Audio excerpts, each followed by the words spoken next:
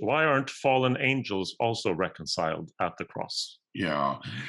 Well, because Jesus did not die for the sins of fallen angels. Now, the question might be then asked, well, why not?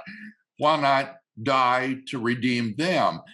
And here we're just speculating, but I think a possible answer could be that they, having fallen away from God, are so incorrigible that nothing would suffice to bring them back to free repentance and faith in God, that they are irredeemably evil, and that therefore there was no point in having Christ die for the fallen angels.